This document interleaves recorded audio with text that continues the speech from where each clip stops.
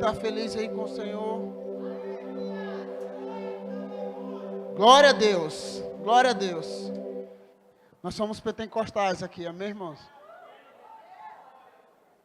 Como diz o pastor Marcos Feliciano, pentecostal que não faz barulho veio com defeito de fábrica. Eu tenho orado e eu tenho pedido muitas coisas ao Senhor esse ano. E nenhuma das coisas que eu tenho pedido é para mim.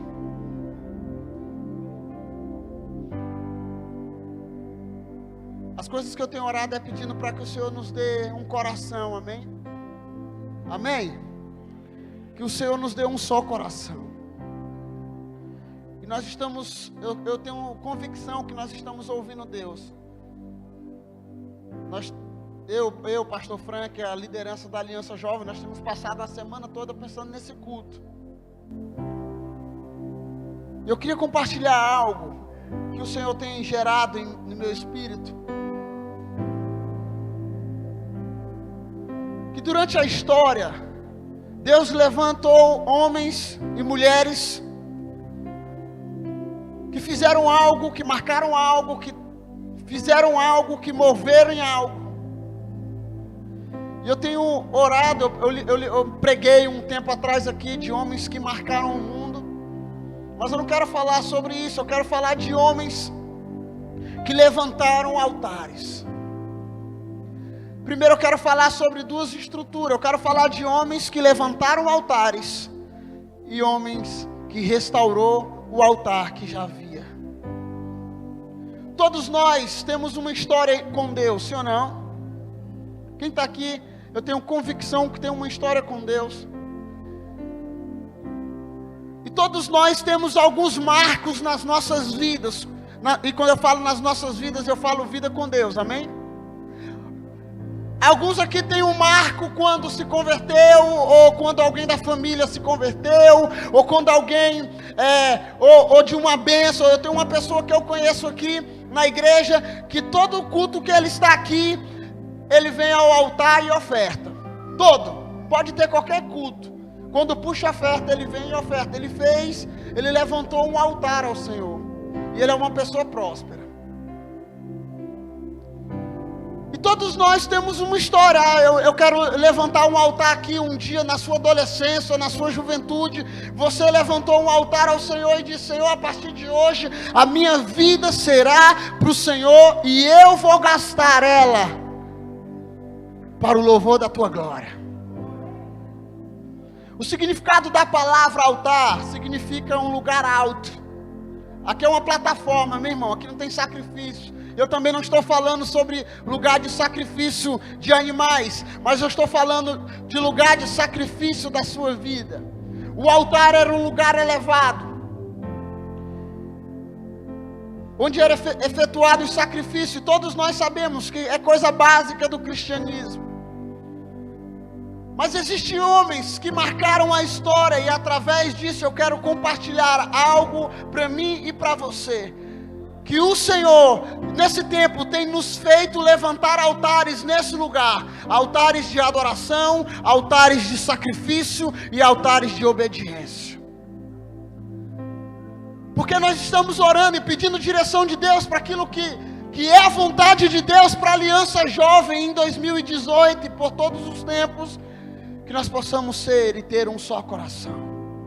A palavra em hebraico significa misbeá.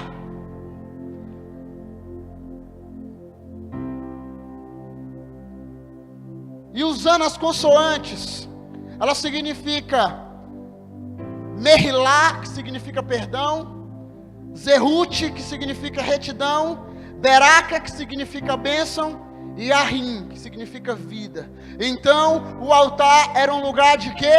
O altar era um lugar de perdão, um lugar de retidão, um lugar de bênção e um lugar de vida. E todos nós levantamos um altar ao Senhor. Eu sei que um dia você levantou um altar em alguma área da sua vida, e essa noite eu quero chamar você de volta, talvez a lembrar desse altar. Talvez esse altar esteja quebrado e o Senhor está me usando e vai me usar para despertar você essa noite, para restaurar esse altar. Talvez você um dia aceitou Jesus Cristo, teve um encontro com Ele. Você disse: Senhor, a partir de hoje eu vou levantar um altar ao Senhor, e eu vou entregar a minha vida em sacrifício a Ti, e eu vou queimar, como nós cantamos aqui, até o fim. Mas você sabe que você não está vivendo conforme esse voto ou essa direção que você teve. E essa noite o Senhor Jesus Cristo está aqui e Ele vai restaurar o seu altar. Gênesis 12, de 7 a 8, diz assim, Gênesis 12, de 7 e 8, diz assim: O Senhor apareceu a Abraão e disse: a sua descendência darei esta terra. Abraão construiu ali um altar dedicado ao Senhor, que lhe havia aparecido. Dali prosseguiu em direção às colinas, a leste de Betel. Betel significa casa de Deus. Onde armou o acampamento, tendo Betel a oeste ali, a leste. Construiu ali um altar dedicado ao Senhor e invocou o nome do Senhor. Todos os sábados nós viemos a esse lugar, todos os sábados nós estamos a esse lugar, e o nosso desejo aqui não é simplesmente de vir aqui e se encontrar, porque é um lugar bom de se encontrar, é um lugar bom de sair daqui depois e ir comer, sabe, lá no Gordo, no Pequeno, no Legião. É bom, irmãos. Mas todas as vezes que nós saímos da nossa casa, que eu venho a esse lugar, como Davi disse, alegrei-me quando me disseram, vamos à casa do Senhor. É como se você precisasse entender, eu estou indo àquele lugar, e eu vou levantar um altar dedicado ao Senhor com a minha vida.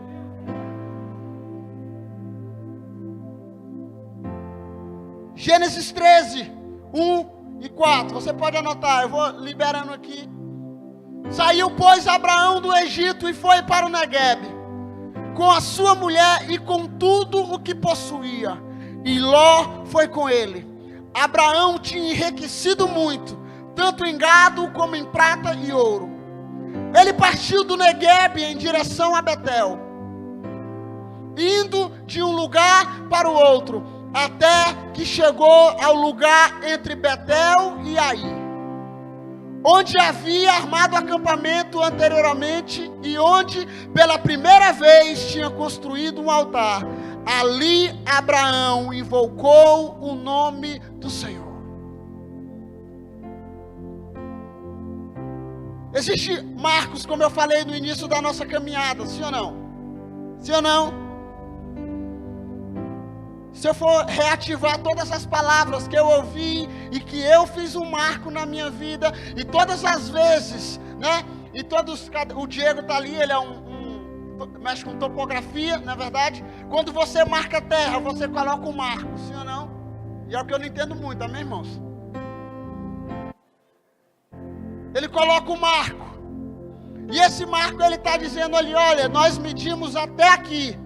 Daqui para lá nós precisamos levantar outra medição e nós vamos colocar outro marco ali. O altar é um marco na sua vida, sim ou não? Você tem altares que você levantou ao Senhor, e você sabe disso, qual altar você levantou.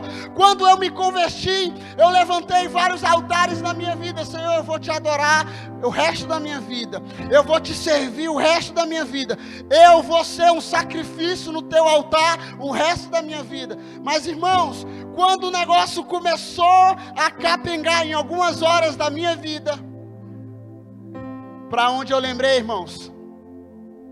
Para onde? Eu lembrei, Senhor, eu levantei um altar ao Senhor. Deus, não me deixe morrer. Não me deixe morrer. Eu levantei um altar ao Senhor. E eu disse que eu ia dedicar a minha vida ao Senhor.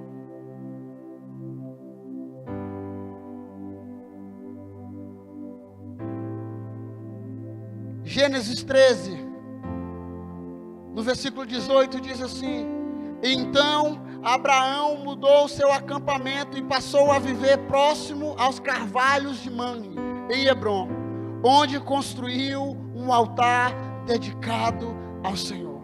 E meus irmãos, Abraão fez ou não fez várias besteiras na caminhada? Alguém comigo aqui? Fez ou não fez? Fez ou não fez? Fez, irmãos. Ele fez. Só que se você for ler aqui, eu vou pegar vários textos, onde Abraão chegava, ele levantava um altar e dedicava esse altar ao Senhor. Sabe por quê? Porque existiam outras pessoas que levantavam um altar para outros deuses.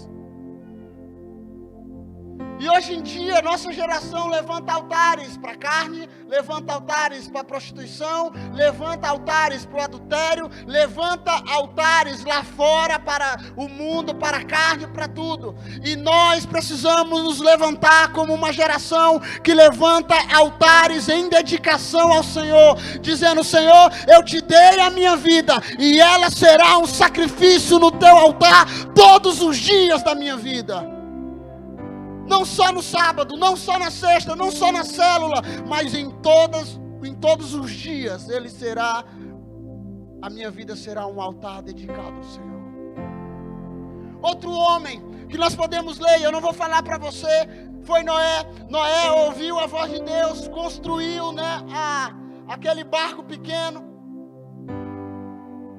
bem pequenininho.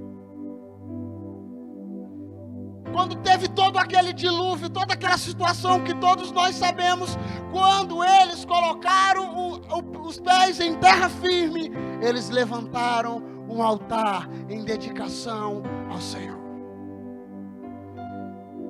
E a minha pergunta essa noite é: qual os altares você tem levantado para Ele?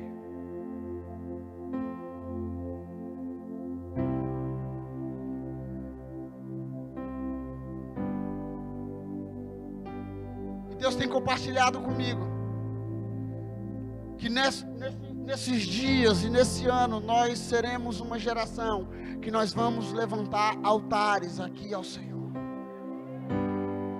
Não é simplesmente vir ao culto no sábado à noite, não é simplesmente vir aqui porque aqui é um lugar legal, mas é saber que aqui existe fogo, e para que esse fogo queime, precisa de um altar, e para que esse altar seja valioso, ele precisa de um sacrifício.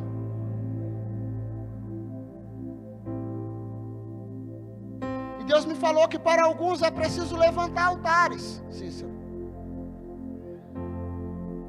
e para outros é preciso restaurá-los, porque já está aí, você já dedicou ao Senhor, você já tem todo o caminho, você já trilhou um caminho e você tem esse caminho.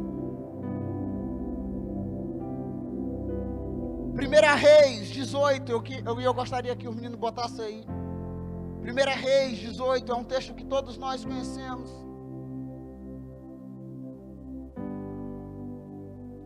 1 Reis 18, 30 e 32.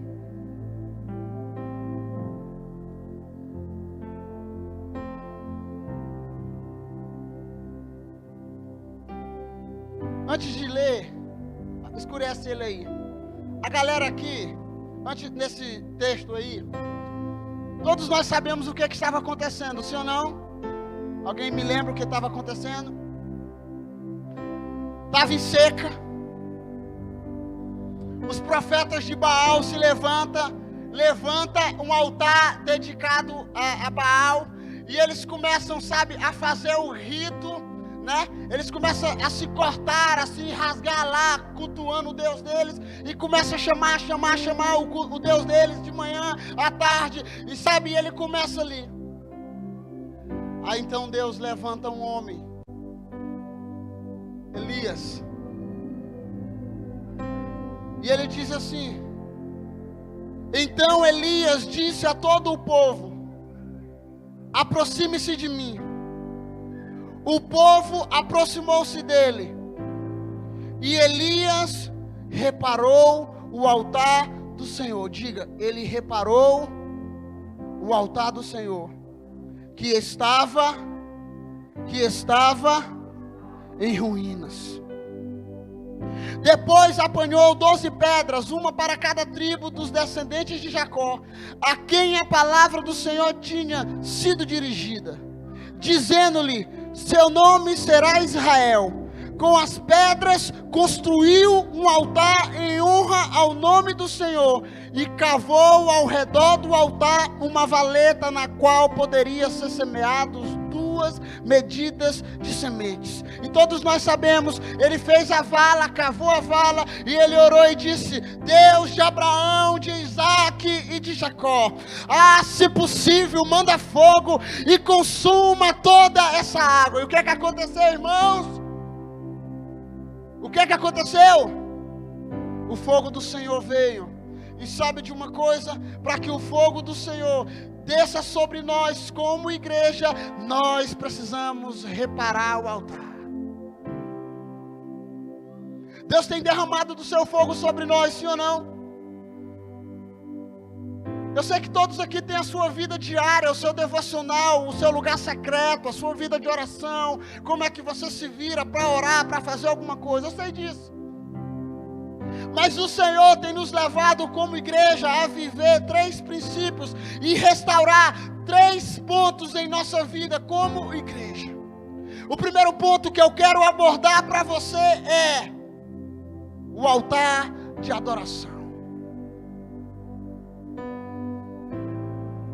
3 pontos, eu vou me ater só a esses 3 pontos e nós vamos encerrar. 3 pontos que nós precisamos restaurar como igreja. Primeiro, o altar de adoração. E a pergunta é: como está o teu altar de adoração?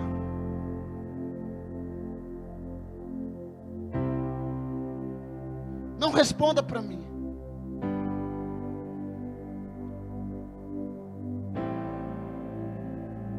Todos nós sabemos que nós temos que ir para o lugar secreto.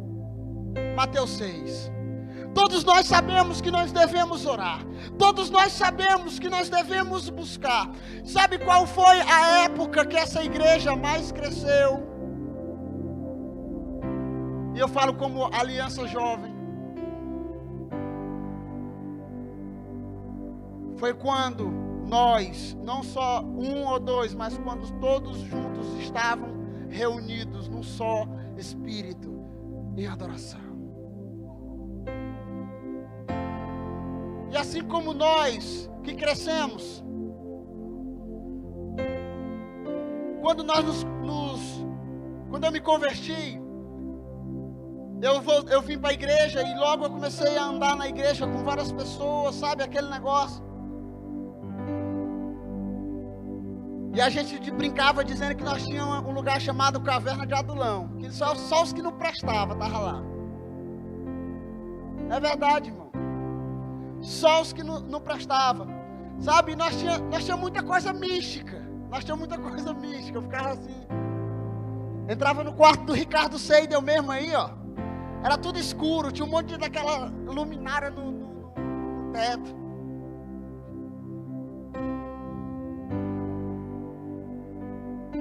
A mãe dele viajava, nós tomávamos de conta da casa, nós passávamos todos os finais de semana, nós ia para lá, para casa, comer pão, coca e orar. Um quarto que eu acho que não dava 2 por 2. Mas nós tínhamos um altar de adoração, irmãos. E foi uma época que nós mais crescemos juntos, sabe como? Eu sei que eu cresço sozinho no meu lugar secreto, sabe? Mas sabe qual foi o maior momento, sabe, de experiência que nós tivemos? Foi todos juntos. A gente ia para o monte, numa elba, com Daniel. Se brincar, nós botava 20 dentro de uma elba. Antigamente não tinha um Monte Carmelo todo bonitinho, né? Hoje o monte é todo arrumado, falta ter colchão, tudo, né? A gente orava na faquinha, que toda vez que ia tinha um morto lá, alguém despachava um corpo lá. Nós estávamos orando, a polícia subia no monte. Nós estávamos orando, descia do monte, correndo com medo de demônio, com medo de ladrão, com medo de não saber o que era. Mas era a nossa vida de adoração como igreja como igreja. E Deus está nos chamando a restaurar esse altar novamente.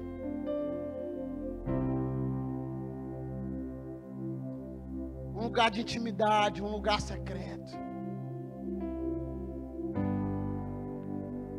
Deus está nos levantando, sabe? Primeiro tópico, levantar, restaurar altares de adoração, a vida de intimidade, a sua vida de intimidade e intimidade com os irmãos. Segundo, a vida, o Márcio falou no culto passado, pela palavra. O pastor Nonato disse um negócio numa reunião, não sei nem se eu posso dizer, mas eu fiquei com vergonha. Que ele disse assim, olha, algumas vezes a gente fica com vergonha. Ou eu fico com vergonha de quando a gente coloca a igreja para ler a Bíblia. Só terminar um versículo. Porque não termina. Eu fiquei com aquilo ali, não sabe? Me angustiou aquilo ali.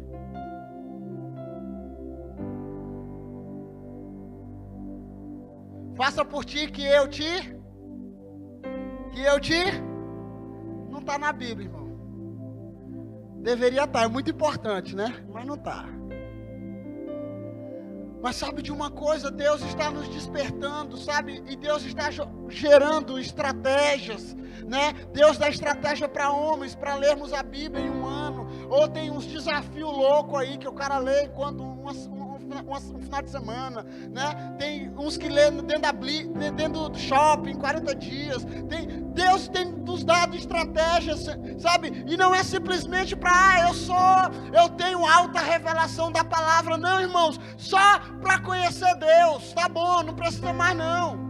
Sabe, porque muitas vezes a gente acha, não, eu começo a ler um versículo ou um capítulo, aí a gente já quer virar teólogos. Não, só conheça Deus através de sabe? Se você pegar o Salmo 23 e fazer dele a sua vida, ele vai fazer efeito na sua vida e na vida das pessoas que estiver ao seu lado.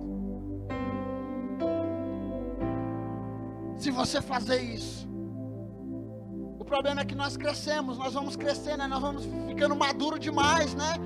Porque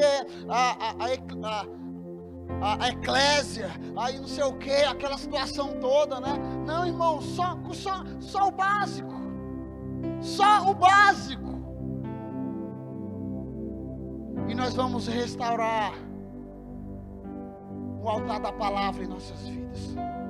Tem um videozinho, eu achei muito engraçado, mandaram para mim semana passada, eu até mandei no grupo um videozinho do rapaz que acorda com a Bíblia, né? Se a nossa geração fosse assim, né? O cara acorda em vez de pegar o telefone, ele tira a Bíblia debaixo do travesseiro. Eu achei muito engraçado, porque, irmãos, quando a gente não tinha toda essa tecnologia, por incrível que pareça, era assim. Era assim. A gente tinha livros, e pode perguntar para o Ricardo se é mentira. A gente fazia rodízio, porque eram só os mesmos livros. Nós não tínhamos condição. Quando um comprava quando o cara trazia de Belo Horizonte, que Belo Horizonte era o centro, né? Tava pipocando o negócio lá. Quando alguém trazia aí falava assim, pode xerocar esse? Aí o cara dizia, não pode não. Moço, pai, eu estou na fila. Aí ficava revezando. Quando nós lemos o Porque Tardo o Pleno Avivamento, quem já leu ele aqui? Leia esse livro, Leonardo Ravenhill, Porque Tardo o Pleno Avivamento.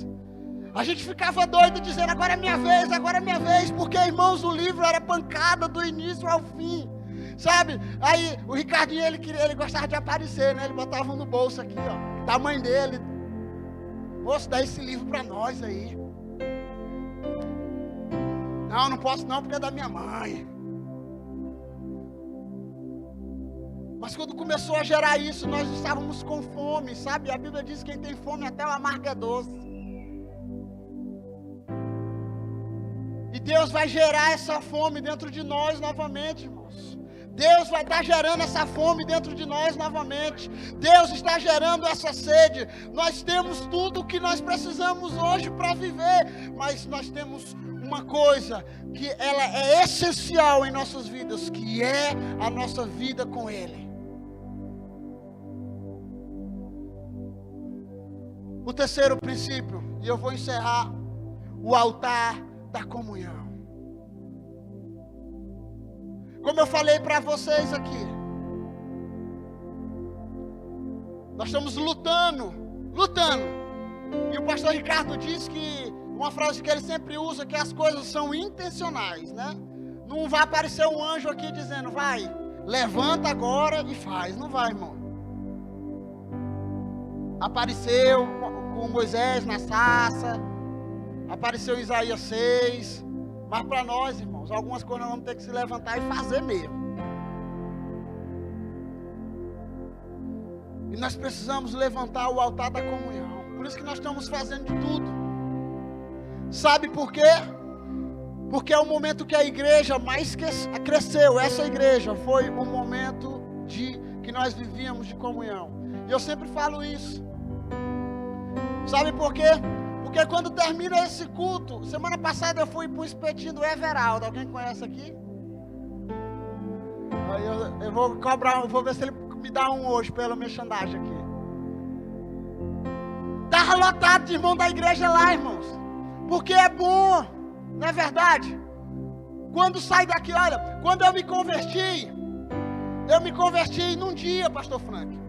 Entrei na igreja, me converti, aceitei Jesus Cristo. Só que eu sei que nem todo mundo é igual eu, entrão, não é verdade?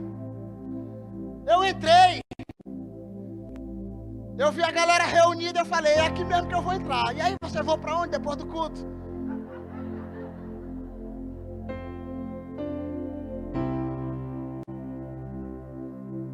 Antigamente, tinha o plataforma, irmãos. Quem é velho sabe quem é o plataforma. O plataforma era R$2,90, um x-tudo com suco. A mama perde a fé. Acabava o culto, cara. Era tomar uma vitamina de cupu, era a melhor coisa do mundo. Mas não podia pedir, porque não tinha como dividir para 5. Era melhor pedir a coca de 2 litros, juntando as moedinhas, olha. Eu dou 1, eu dou 2. Mas sabe, era um momento que a gente mais crescia. Sabe por que nós estamos aqui hoje? Nós éramos de igreja, sabe, renovada. Epa, caí nos meus 10 centavos aqui. Eu não vou deixar no altar do Senhor, aleluia. Foi o momento que a gente mais cresceu, sabe por quê? Porque não era só comida. Quando nós conhecemos o pastor Raimundo Nonato, nós não éramos de uma igreja renovada. Nós não éramos de uma igreja batista, irmão. Nós éramos zoadentos. Quando a gente chegava era um grupo de zoada, bagunçando a igreja, sabe? Só que quando nós conhecemos o pastor Raimundo Nonato, nós achamos um pai. E nós falamos assim, nos dá, pastor, nós estamos precisando de um lugar para orar. Nós estamos precisando de um lugar para orar. Porque nós queremos levantar uma juventude aqui em Imperatriz que ora. E ele disse assim, a gente era renovado, irmão. E ele disse assim, olha meu filho, ei, só tenha medo de pecar. A partir de hoje, essa sala, todo sábado, é de vocês. Nós passamos mais de ano, todo sábado, nós saíamos das juventudes, dos nossos cultos, que eram, um era de 15, outro era de 20, talvez da nossa igreja que a gente era maior da cidade, e a gente se reunia lá. A gente, meu irmão, e a única coisa que a gente sabia fazer era buscar a face de Deus. Buscávamos a face de Deus. Depois tinha comunhão. Mas sabe, era um momento que a gente mais, foi o tempo que a gente mais cresceu. Sabe por quê? Porque a gente ouvia Deus, a gente tinha experiência com Deus, a gente compartilhava, olha, eu tive experiência com Deus. Aí outro dizia assim, eu vi anjo. Não, tu tá com molecagem, tu não viu nada não. Eu vi, moço, eu vi, sabe? Aí quando a fé um dizia, é verdade, eu tô vendo, sabe? Aí a gente chapava, ficava doido, sabe? E foi um momento que a igreja cresceu e Deus começou a mandar gente. Aí nós começamos a fazer bagunça lá. Começaram a filmar nossas vigílias. porque não era normal, esse negócio não é normal. A gente estava orando, tinha que ficar olhando os carros, porque talvez tinha alguém dentro, filmando, irmãos. É verdade. Filmando, sabe, para ver o que estava acontecendo, sabe? E nós estávamos o quê? Todos bêbados. Mas não tinha vinho. Não tinha álcool. Era o Espírito Santo. Era o Espírito Santo, irmãos. Por isso que eu sempre vou tentar despertar isso em você, sabe, com toda a força, porque você tem muita coisa para viver, nós temos muita coisa para viver nessa igreja, nós já vivemos coisas, sabe, extraordinárias no Espírito, mas nós vamos viver mais coisas extraordinárias, porque essa igreja é uma igreja dirigida pelo Espírito Santo, essa igreja é uma igreja guiada pelo Espírito Santo, nós cremos nos dons do Espírito, nós cremos no poder do Espírito, esse culto quem controla é o Espírito. Nós tentamos organizar de todas as formas para que o Espírito venha e repouse sobre você e mude a sua história, irmãos. Talvez você não compreenda isso. Eu vou passar. A nossa geração vai passar. Para quem nós vamos deixar o bastão? Para quem? Para quem, irmãos?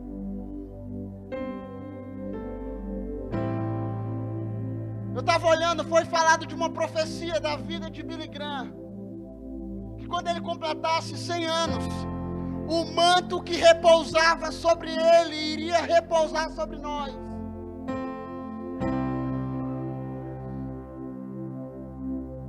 E pela pesquisa que fizeram da idade dele, ele tinha 100 anos, irmãos.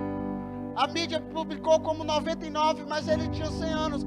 Talvez você não crê nisso, mas eu creio, sabe, no profético. E eu creio que Deus vai despertar isso dentro de nós. Deus vai nos levantar. Se você olhar a vida daquele homem, as suas mensagens não eram mensagens, sabe, profundas. Era apenas a cruz de Cristo. Era apenas o amor de Jesus está aqui. The power, the love de Jesus. Era só isso. O inglês, inglês, fuleira.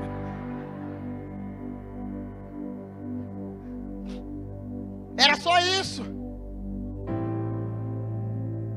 Era só isso. Mas com muita paixão e com muito fogo. Eu não sei você.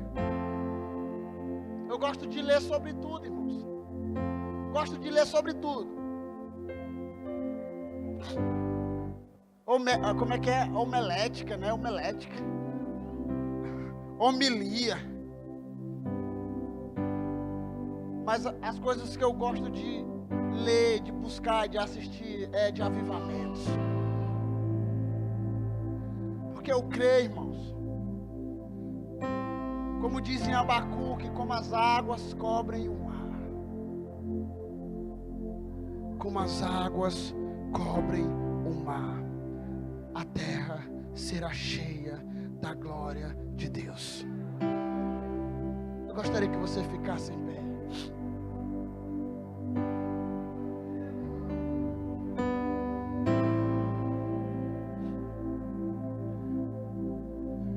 E para encerrar, eu já disse esse texto uma vez aqui na igreja, e eu vou encerrar com ele. Josué 4, depois eu quero que você leia quando você chegar na sua casa. Josué 4, de 1 a 9. E eu vou ler para vocês aqui. Quando toda a nação terminou de atravessar o Jordão, o Senhor disse a Josué: escolha 12 homens dentre o povo, um de cada tribo, e mande que apane 12 pedras no meio do Jordão, do lugar onde os sacerdotes ficaram parados. Levem-nas com vocês para o local onde forem passar a noite. Josué convocou os 12 homens que escolhera dentre os israelitas, um de cada tribo, e lhe disse: passem adiante da arca do Senhor, o seu Deus, até o meio do Jordão. Diga, até o meio do Jordão. Ponha cada um de vocês uma pedra nos ombros, conforme o número das tribos dos israelitas. Elas servirão de sinal para vocês. Diga, elas servirão de sinal para vocês. No futuro, quando seus filhos lhe perguntarem o que significam essas pedras, respondam que as águas do Jordão foram interrompidas diante da arca da aliança do Senhor.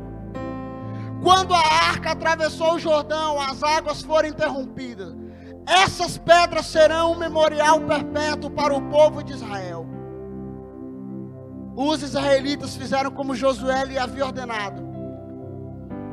Apanharam 12 pedras no meio do Jordão, conforme o número das tribos de Israel, conforme o Senhor tinha ordenado a Josué, e as levaram ao acampamento, onde as deixaram. Josué ergueu também 12 pedras no meio do Jordão, no local onde os sacerdotes que carregavam a arca da aliança tinham ficado, e elas estão lá até hoje. O que é que eu quero dizer para você? Deus é doido, irmãos. Pergunte, Deus é doido? E Debrando, tu vai pegar 12 pedras, tu vai lá no rio, eu vou abrir o rio Tocantins para ti. Vou atualizar aqui. Vou abrir o rio Tocantins para ti. Tu vai colocar essas 12 pedras bem no meio. Ele vai estar aberto e vai se fechar. Alguns de vocês iam ficar, Deus, tu está ficando doido. Ninguém vai ver, porque ninguém não vai servir para nada. Talvez Deus está mandando você fazer coisas simples. E um dia um homem, o Dario Hernandes, disse uma coisa, em cima desse texto. Que Deus ama altares invisíveis. Você vai levantar o teu altar em comunhão, você vai levantar o altar da palavra, você vai levantar o altar do lugar secreto. Porque Deus ama altares secretos. Deus ama altares secretos. E todas as vezes que a sua geração perguntar, o que foi aquilo que tu fez? Eita! Eu levantei um altar para Ele. Talvez ninguém está vendo, mas Ele sabe que eu fui obediente a Ele e eu levantei esse altar. Teus discípulos que virão um dia vão perguntar, por que você faz isso? Porque um dia eu levantei um altar ao Senhor. Por que tu fala isso? Por que tu sempre fala como se não houvesse e não vai haver mais o derramamento do Espírito Santo? Eu estou falando das histórias do passado, nossa, porque foram memoriais para as nossas vidas. E eu quero poder compartilhar para os meus filhos. Eu quero poder compartilhar para os meus discípulos das maravilhas que eu vivi e que eu vivo com Deus, porque Deus está vivo. Deus está